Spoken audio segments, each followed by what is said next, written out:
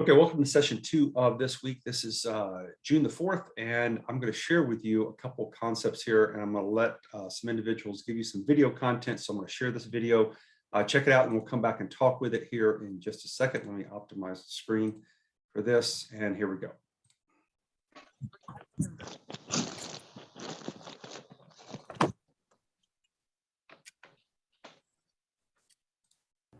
There's a specific reason why some of the most renowned athletes often don't take the last shot to tie the basketball game, miss the putt to take the lead, or strike out with runners on second and third with the score tied. It's the same reason the rest of us freeze when we get in front of audiences, tank at job interviews we know we're qualified for, and fall short of personal targets that we logically should have smashed. The problem is that when we're faced with a high-stakes situation, our unconscious mind takes over. We get anxious or angry or overwhelmed or fearful, and we cannot logic our way out of those feelings. We can't logic our way out because unconscious problems don't have rational solutions. But that doesn't mean the solutions don't exist. When you find yourself in those moments of panic, you're operating from something called your trapped self. Your trapped self is the version of you who acts from a place of fear. The one who is constantly on the lookout for threats, stressors, and opportunities for failure. And guess what? When that's what you're looking for, that's usually what you'll find. Now here's the good news. This version of you, the trapped self, isn't the only version you have available. We also have what I like to call a heroic self. Your heroic self is the version of you who is constantly looking for opportunities to expand, to grow their skill set, to master new challenges, to hit that home run out of the ballpark. Where your trapped self sees a threat, your heroic self sees a challenge. Where your trapped responds with panic, your heroic self responds with courage. And where your trapped self retreats to preserve its dignity, your heroic self expands to grow its skill set. Now the question is, how do you access this heroic version of yourself? I'm packed up at 5. When you're operating from a place of fear, your heroic self seems like an out-of-reach fantasy.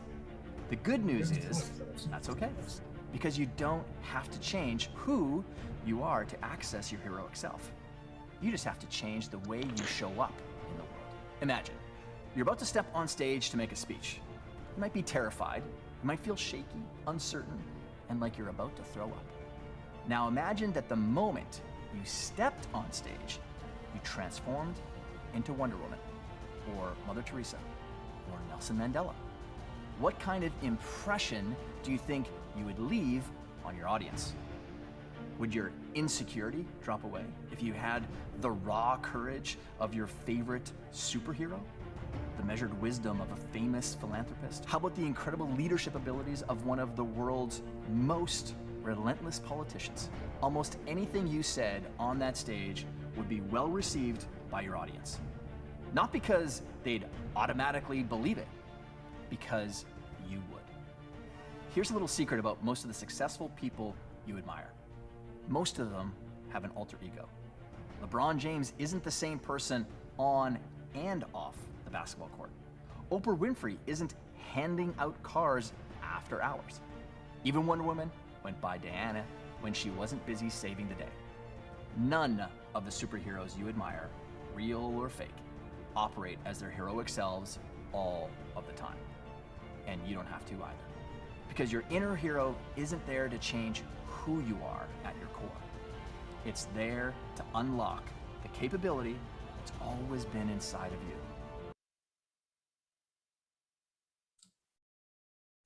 Okay, so I want to touch on that one part real quick there at the very end. So we'll jump on here and talk about what is it that you see that really kind of jumped out to you about what Todd Herman was talking about here. What spoke to you?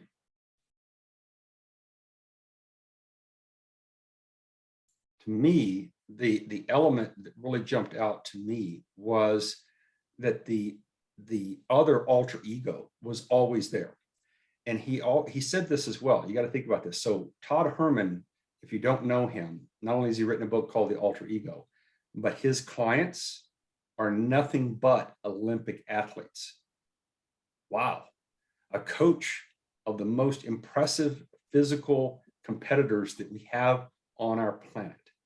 So what does this coach, what is he giving us here that we can add to our lives, that we're trying to sit here and get to our summit so we can do our version of an Olympic event by reaching the summit that we have outlined for our life, that we want to have that gold hanging around our neck, standing on the podium, not so much to say, hey, we're better than everyone else. That's not why it's there. Yes, that's what all the Olympiads, when they competed against all the other elite Olympic athletes in their particular competition, standing at the podium and holding the gold says, yes, I was better, faster, had more endurance or better grit than all the other ones in my category.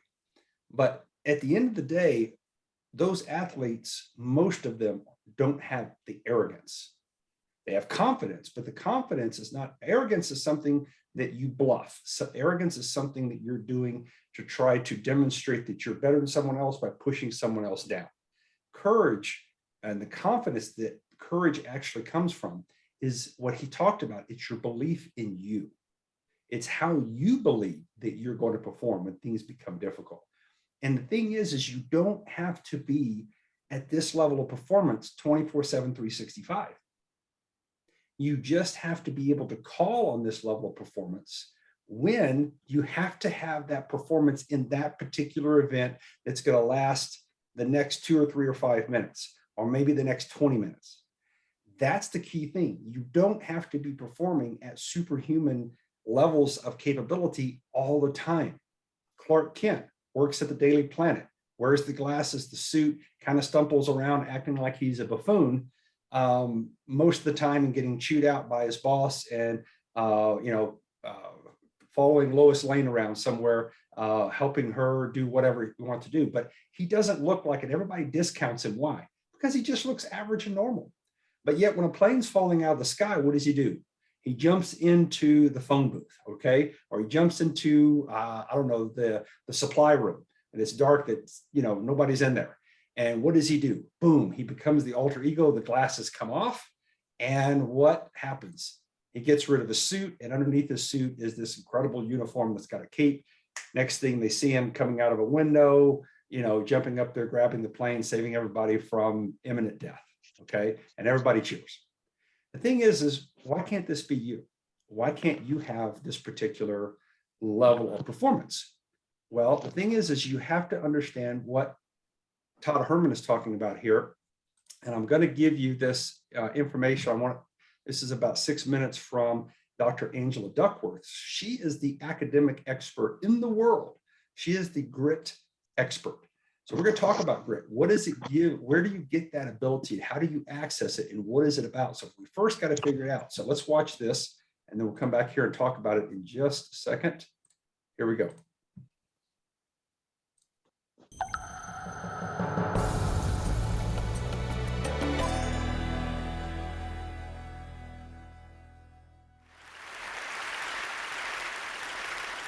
When I was 27 years old, I left a very demanding job in management consulting for a job that was even more demanding, teaching.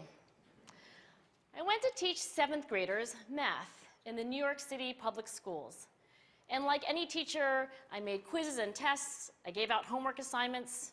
When the work came back, I calculated grades. What struck me was that IQ was not the only difference between my best and my worst students.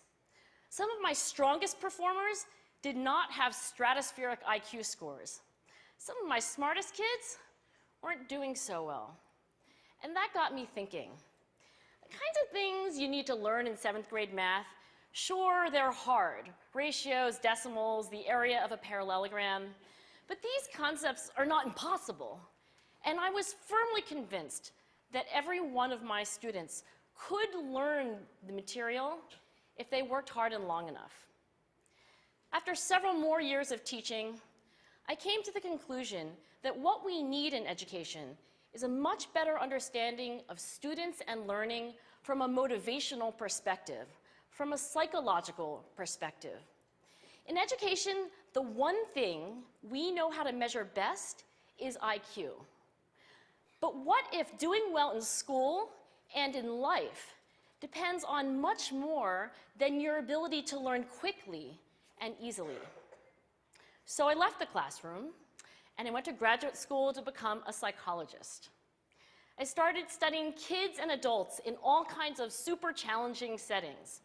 And in every study, my question was, who is successful here and why? My research team and I went to West Point Military Academy. We tried to predict which cadets would stay in military training and which would drop out. We went to the National Spelling Bee and tried to predict which children would advance farthest in competition. We studied rookie teachers working in really tough neighborhoods, asking which teachers are still going to be here in teaching by the end of the school year. And of those, who will be the most effective at improving learning outcomes for their students? We partnered with private companies asking which of these salespeople is going to keep their jobs and who's going to earn the most money. In all those very different contexts, one characteristic emerged as a significant predictor of success. And it wasn't social intelligence, it wasn't good looks, physical health, and it wasn't IQ. It was grit. Grit is passion and perseverance for very long-term goals. Grit is having stamina. Grit is sticking with your future, day in, day out, not just for the week, not just for the month, but for years, and working really hard to make that future a reality. Grit is living life like it's a marathon, not a sprint. A few years ago, I started studying grit in the Chicago public schools. I asked thousands of high school juniors to take grit questionnaires, and then waited around more than a year to see who would graduate.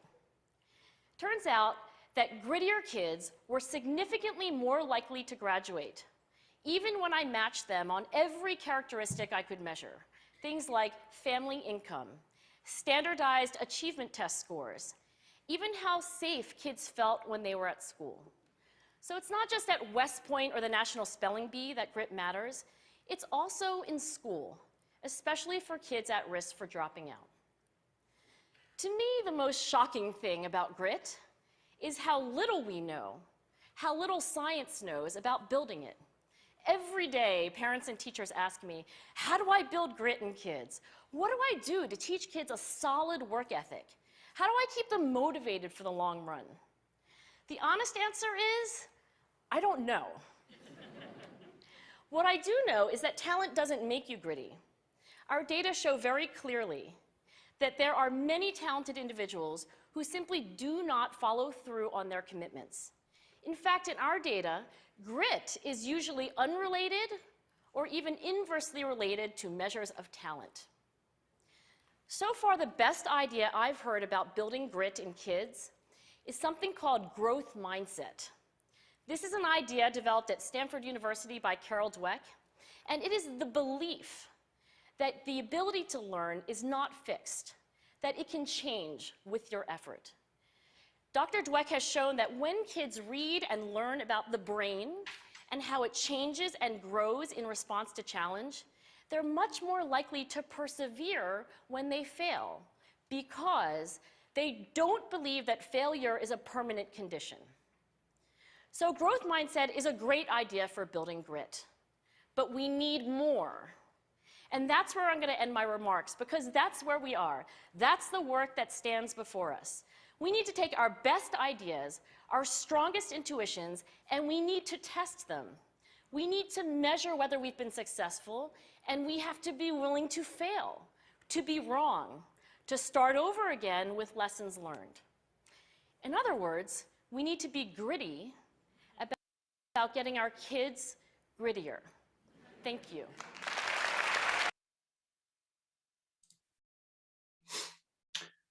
Wow. Okay, so I know who Carol Dweck is, Dr. Carol Dweck at Stanford. I've studied her growth mindset. It's actually part of the Rubicon system that we're in right now because her concepts are so incredible. In fact, there's a test that I'll actually show you in our future training that will actually determine whether you have a growth mindset. So we'll be looking at that down the road. What did you get from Dr. Duckworth, what did you get from her? What jumped out to you? It's that grit is it could span across all different lifestyles and situations, especially kids in at-risk situations. I used to be a second grade teacher in a rough island in Alaska, Mm-hmm. and I didn't have the grit because I didn't stay. But I think the key thing is that you don't, like your superhero thing with Steve, whatever, for Captain America, you don't have to be super fantastic to have grit. It's more something that's born in you or that you develop. And it sounds like the growth mindset basically is Yep. what you can study to get more of it. Just a quick side note too, if you like grit, there's actually a magazine that started in 1800s farming called Grit. But actually Stephen Kotler in the book The Art of Impossible, he talks about 6 different types of grit. If you're interested, it's in that book, but there's probably a YouTube about it. He goes over it quite a bit, but I'm interested in what he has to say about it too. Yeah, I was gonna say, if you look that up, send me a link or share it with me. This is something that, to me, what Dr. Duckworth was talking about here, part of her book that she wrote on grit went to West Point. Now, when you look at West Point, there's the beginning, their very first semester, very first week of their very first semester. And I'm blanking right now on what they actually call it, but it's like Hell Week for the Navy SEALs. And they put these new candidates, isn't the right word, because they're already at West Point, but basically they're wanting them to wash out. They want them to wash out, ring the bell, raise their hands, say, I'm not good enough, I'm not going to wear the uniform, I quit. And they want them to do it sooner rather than later. So what they do is they add all of this hazing, okay, which is a term that's now technically illegal inside of colleges, universities, but it happens in every institution. It's called boot camp. And really what it's designed to do is to bring so much level of pressure, psychological, physical, even hunger, lack of sleep, and all of these things that come at you that you're used to having on a normal basis. How do you perform when all of those normalities are all of a sudden gone? And you're having to stand out in the rain at attention for endless numbers of hours because they don't tell you how long you have to stand there. And they just leave you there. Or you have to go on this incredible march, or you have to go up this hill that has this incredible grade on it, and you're carrying a full rucksack behind you, and you just feel like your legs are going to blow up. What is it that they are trying to do? What they're trying to do is to weed out those individuals that don't have the perseverance, the dogged determination, the willpower, not how smart you are. Remember what she said? That there is no correlation between IQ, which is how fast you can learn content, and how good you can retain it to test off of it. That's what IQ measures. And what she's saying is that in all of their analysis, all their academic research, that she has now written books and numbers of white papers that have been published and had peer review on. What is she saying that is the thing that is unique is that they only know that it's not about IQ. It's not about where you were born at, okay, from a nationality standpoint. It's not about your race. It's not about your religion. It's not about the zip code or the family name you were born in.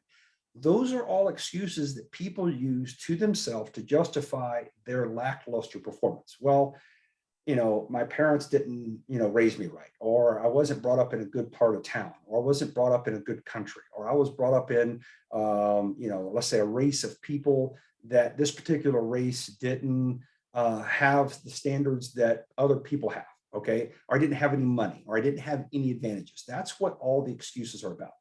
And yet here you hear Dr. Duckworth being the expert in grit going, no, none of those matter. None of them matter.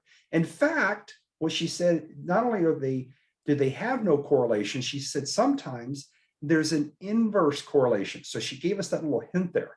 So I read her book, but I read her book so long ago, I don't actually remember the details on this part. But an inverse correlation means that It could be that the fact that you had no advantages created something inside of you at a very early age that's called growth mindset that Dr. Dweck at Stanford University has now defined. And growth mindset is the difference between, is in comparison to a thing called fixed mindset. So it has to come back with our beliefs that are inside of our head. Okay, our beliefs about how we think the world works, our beliefs that help us interpret what's going on inside of our reality. And the fixed mindset that Dr. Dweck defines in her growth mindset book and her philosophy is that a fixed mindset says, if you don't have a high IQ, you can't make any money, you're never going to be successful, go ahead and quit now and accept whatever is kind of thrown your way. Just surrender right now. You're never going to make it to that summit. You're stupid to have even tried from the first time. So don't tell anybody about your failure. Just understand that you are a failure and that you're never going to accomplish anything. So go take whatever life has coming at you and go watch Netflix and crawl up in a corner, stick your thumb in a mouth and wait for death. And I'm only being slightly facetious here, because that's really what you see happens with too many humans in our world, is when that pain and the suffering attacks them. If they have a fixed mindset, and that fixed mindset is not something that you're born with, it's something that is built by your environment. And that environment can be your peers, it can be, of course, your parents, because they're an ultimate level of peer, but it is how you learn at an early age how things happen and what the results of those are. And the distinction between a fixed mindset and a growth mindset is a number of factors, but the one thing that she did point out is that in a growth mindset, it is the perception that failure is not permanent. It is not fixed. It does not define you ultimately. That's the growth mindset. The fixed mindset says when you do fail, that does define you ultimately. Oh, I failed at my first grade math test. Oh, you're a failure and you'll never be any good at math. And then you find out that belief system, if that first grader adopts that belief system and says, this is true, and I in here will believe that. They have now fixed their mindset. And then you notice that as they go through second and sixth and 12th grade, what are they always having problems with? Where are they always struggling? They're always struggling with math. Is it because they truly can't perform the functions? Or is it because in their mind, they believe they cannot perform the functions? Academic research from Dr. Dweck and Dr. Duckworth both say it has nothing to do with what your mental capabilities are. It has to do with how you believe you can perform where? Under pressure, under a test scenario. That's where you get the grade. That's where you get the measurement of your capability. But it begins back with how you decide to believe. Can you make it up the side of this hill? And when you get on, when you see what you want to see at the summit and you go, wow, I hear that if I get to that summit, there's going to be a really great job. There's going to be really good income. I'm going to be able to afford a great lifestyle for my family. All these things that you hear about, you paint your pretty picture in your mind of your goal and your outcome and what do you want it to feel like and smell like and look like, and you add all these elements to it. Then you start the climb. And in the middle of the climb, what happens?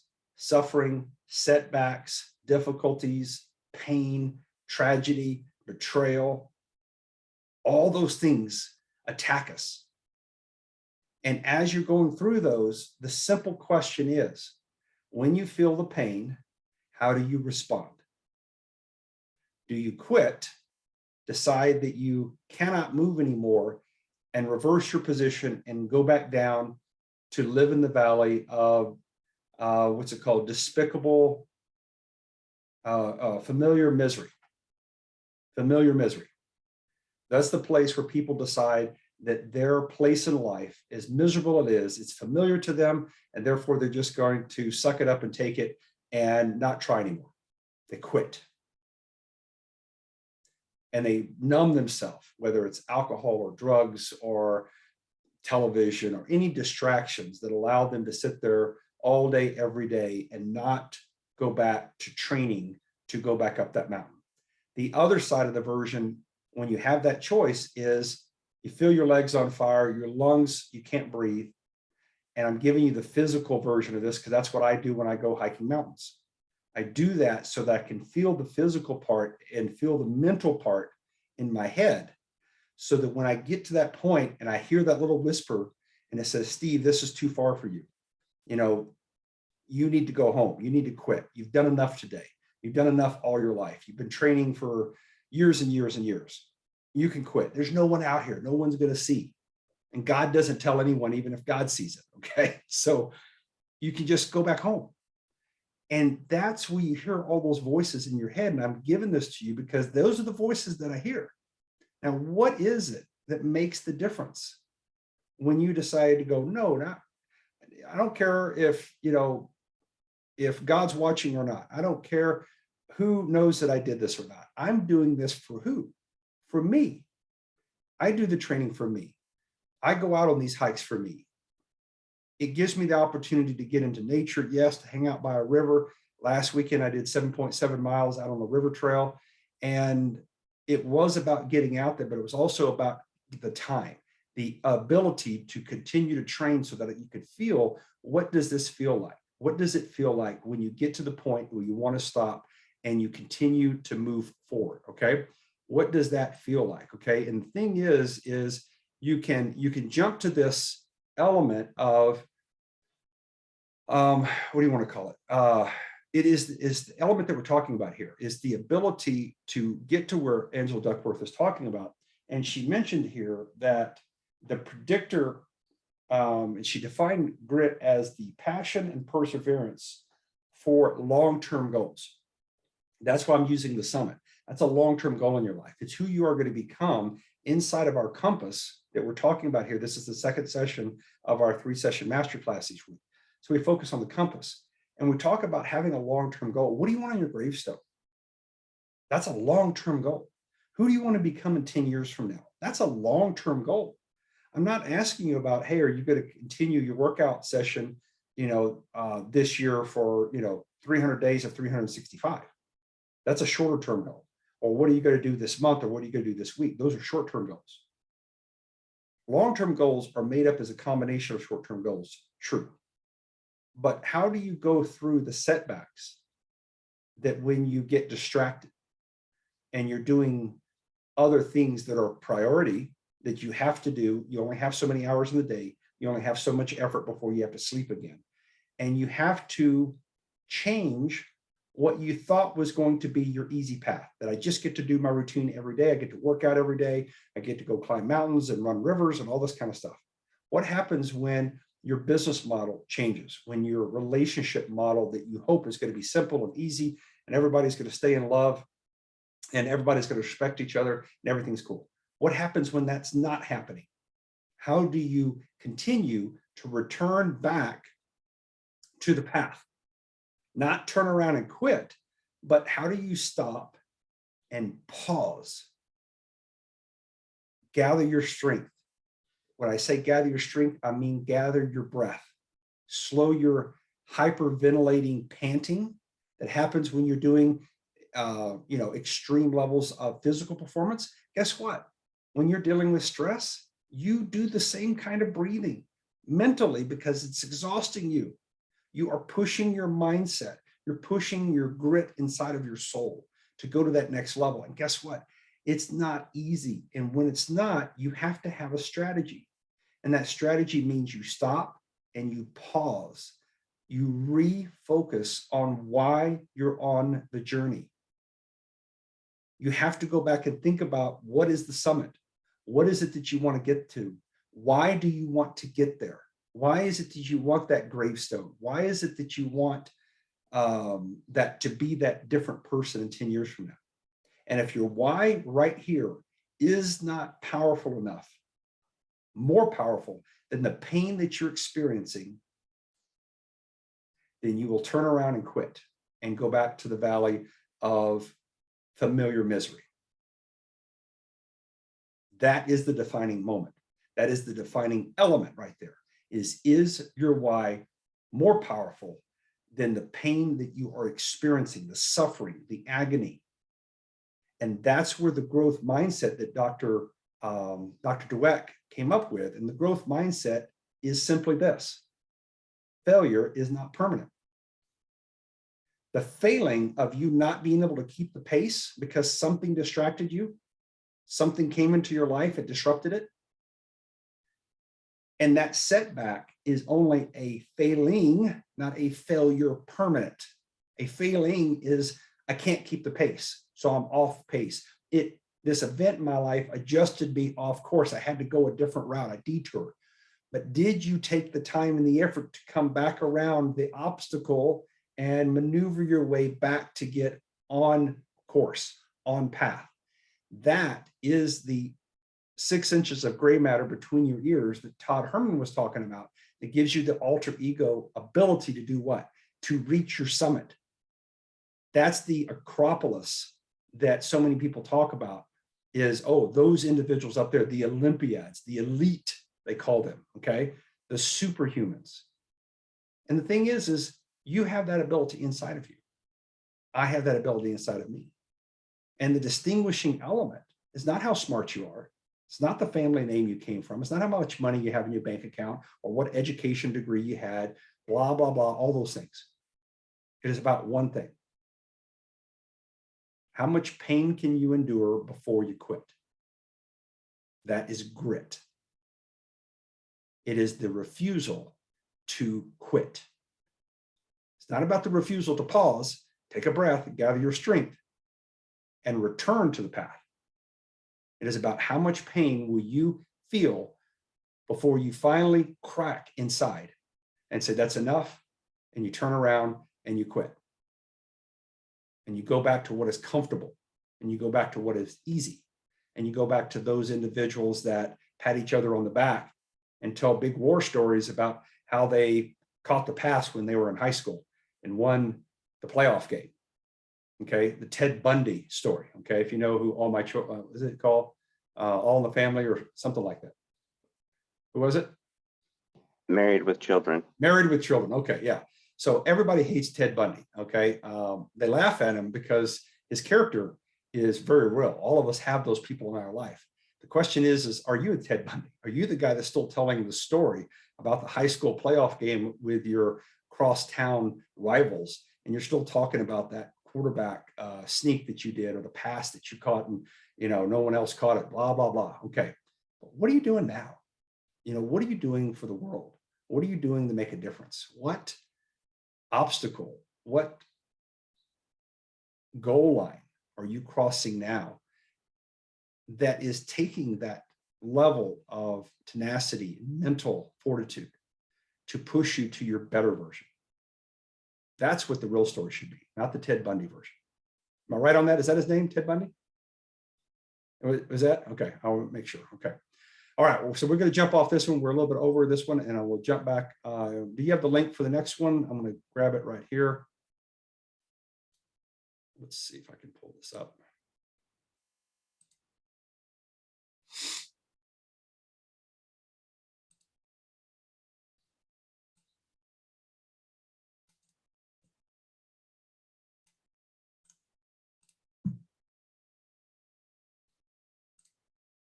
All right, we're going to drop that as the last one.